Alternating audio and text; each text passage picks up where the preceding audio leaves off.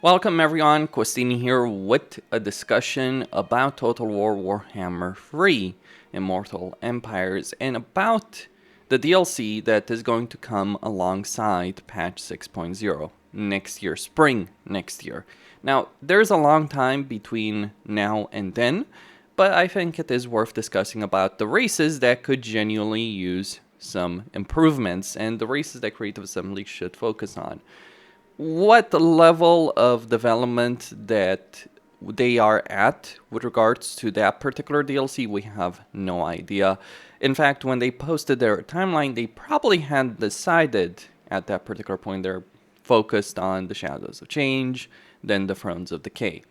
But one race that absolutely needs changes, needs improvements, are the Ogres. Now, I've talked about the Ogres before. I will continue talking about the Ogres because they are one of the most broken races in Warhammer 3. Beyond the races that Creative Assembly has committed to fixing one way or another, we'll see what level of fixes we will receive with Thrones of Decay and Shadows of Change later this month with Shadows of Change.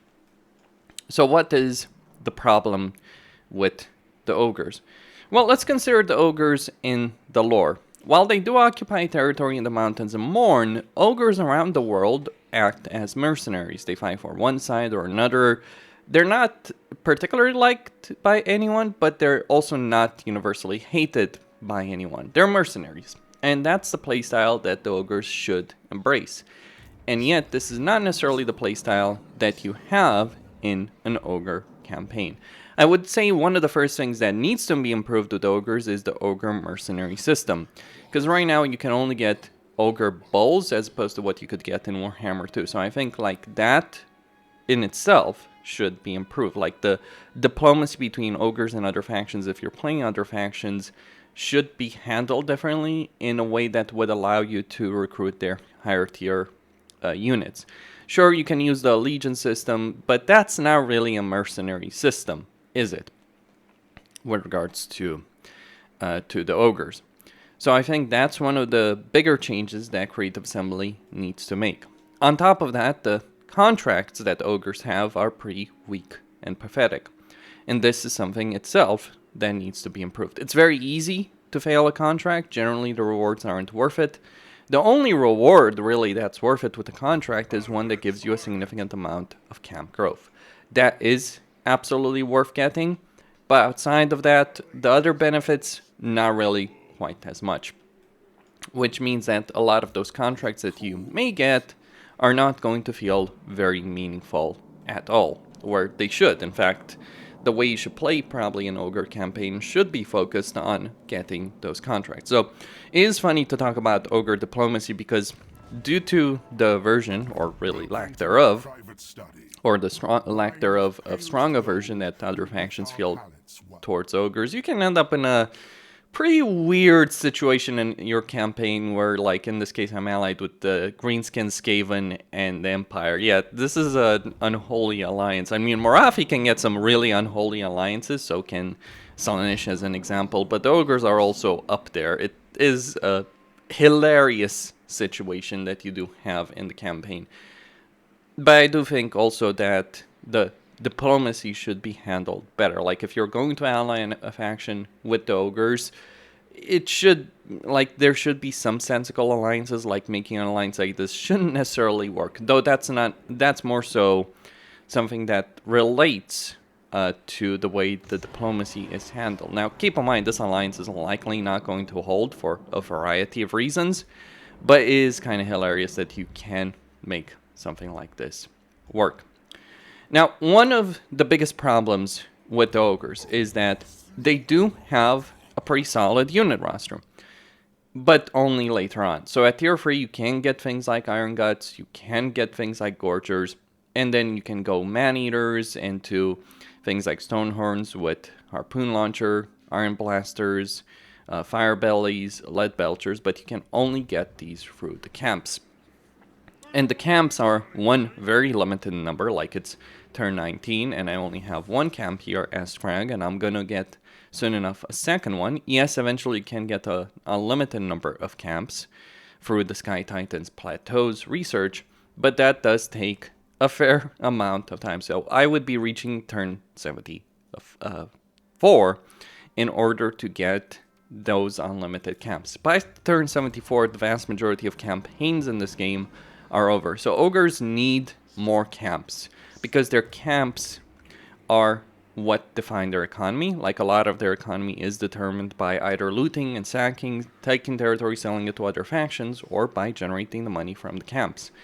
Each camp improves income for all non-camp buildings by up to 12% faction-wide, so it stacks.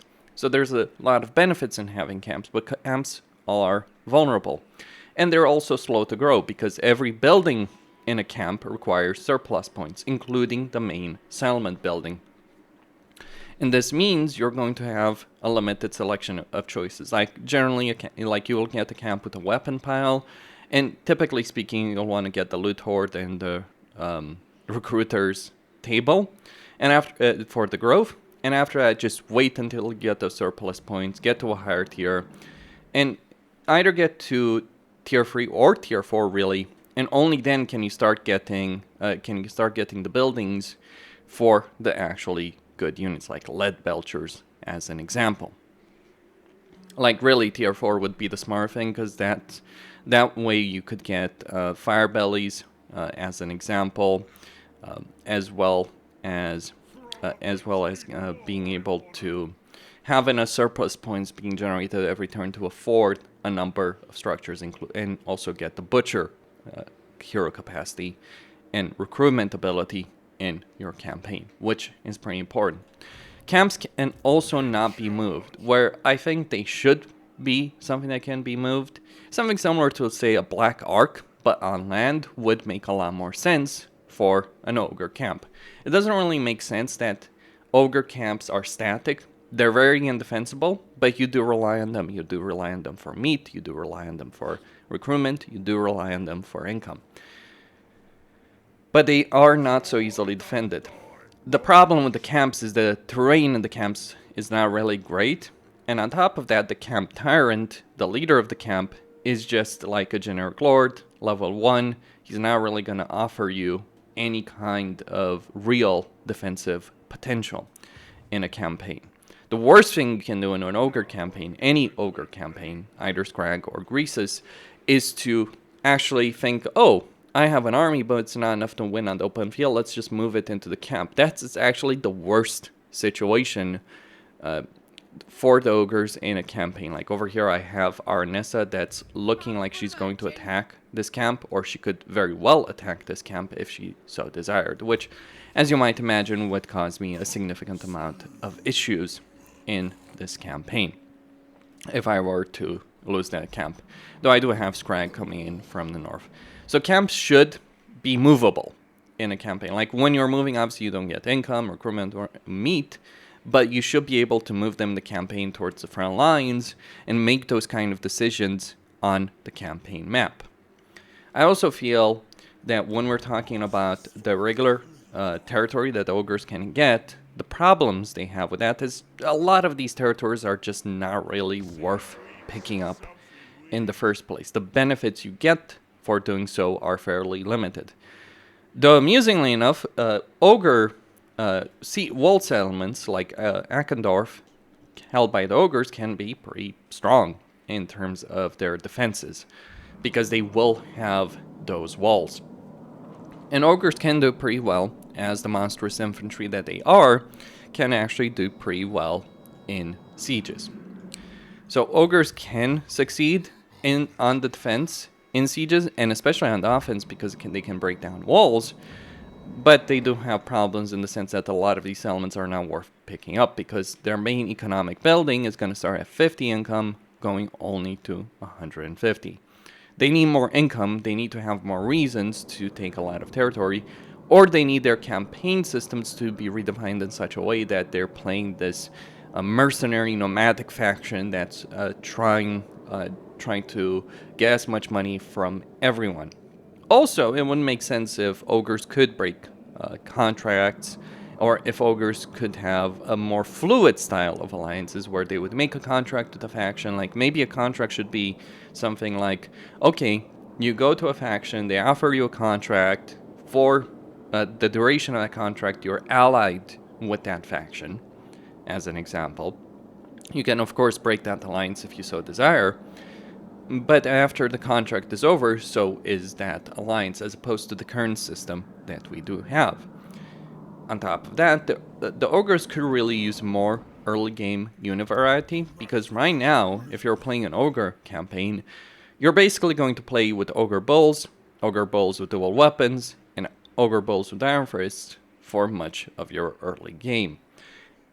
Even after that, you're still going to be limited. You'll just add Gorgers and maybe some Saber Tusks later on from Tier 2 to Tier 3 in your campaign. Funnily enough, Ogres don't actually have a good amount of growth in either their camps or in their settlements, so it can actually take you a fair amount of time to grow those settlements to a high enough level to be able to get even something as Gorgers, let alone, things like Iron Guts. And you can't recruit any of the high tier units from these regular settlements. You can only recruit those from camps. The camps are a major bottleneck in every Ogre campaign, in both Ogre campaigns. Now, who exactly should we get as a Legendary Lord? I think Man-Eater would make a significant amount of sense, given the situation that we have, or the way the Ogres should play. And maybe different Ogre campaigns should play differently. Like, Greasus is the only Ogre in the lore that should actually give a shit about taking and holding territory, but he should get benefits from better economy from holding territory, whereas Man-Eater and Scrag should be more about being nomads, wandering mercenaries, getting contracts, accepting contracts from various factions with significant benefits. That would be my perspective with respect to that with Ogre. So better economy, easier access to units, a better economy overall. Because right now only the camps generate a good amount of income. And yes, if you do build a significant number of camps, which will take you a very long time, you can eventually end up making quite a bit of money from territories. But you're talking a very long campaign. The Ogres do suffer quite a bit from the fact that they were designed as a more limited race for a more limited campaign in Realms of Chaos. Not that they were especially great to play in Realms of Chaos. To be quite honest about it, they were not. And they do have issues because of that nature of a more limited campaign. They've always had issues as a race. And the Ogres are so bad right now in Immortal Empires that none of the Ogre factions, be it minor factions or major factions, really achieve much. I mean, Scrag can be a nuisance in this particular area. Greasus is a nuisance in the Mountains of Morn, but usually both Scrag and Greasus end up getting destroyed by the factions that do surround them, because no one really particularly likes the Ogre. So you do need to play the diplomatic game quite well in order to succeed as the Ogres, or strike targets of opportunity in order to succeed as the Ogres.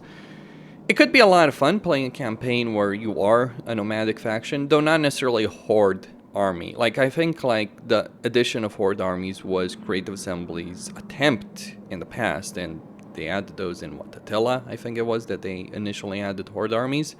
And well, like many other things that came from Rome 2 and Attila, they haven't necessarily aged all that well. Like, the concept of a horde army could have worked, but the implementation of it left a significant amount of it to be desired. Though I think they should revisit that concept and improve on it. And I think, like, initially the Ogres were probably designed as a horde army, but then Creative Assembly decided to abandon the concept of doing horde armies in general, or dedicated horde armies in general, for a good number of reasons. But this approach that they've taken with Ogres in particular is probably the worst they could have done with them. Because you're kind of like a quasi-horde army, but you don't have a movable horde. The camps cannot be moved.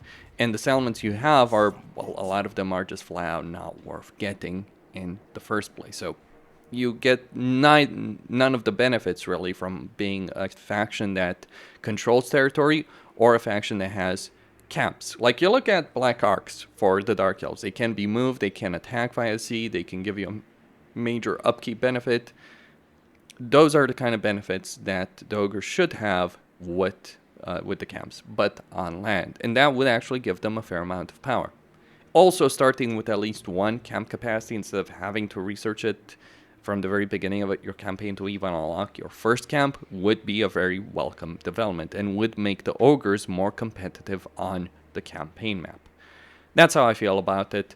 And it's quite really a shame because there's some really juicy stuff over here in their roster if you could only get it. Like lead belchers are amazing, for instance, on a concept level. There's a lot of interesting stuff. Like man-eaters are interesting. Stonehorns are interesting. Mournfangs, Iron Blasters, etc. Like there's a lot of interesting units by default, but you almost never ever use these units in any Ogre campaign because you just won't be able to easily get access to them, which is the biggest problem for the Ogres right now. Like limitations of economy means that they can't even afford those units that easily in the campaign, and their economy overall is just going to end up being pretty pathetic in comparison to other races. Cosine here, signing out. Don't forget to subscribe, like, and enable notifications, and stay tuned for more. Should be pointing out, I did a poll on this issue asking people which race they feel should be improved upon with this DLC, and 40% of people out of 5 choices voted for the Ogres. Gives you an idea about how people feel about the Ogre race at the moment in Warhammer 3.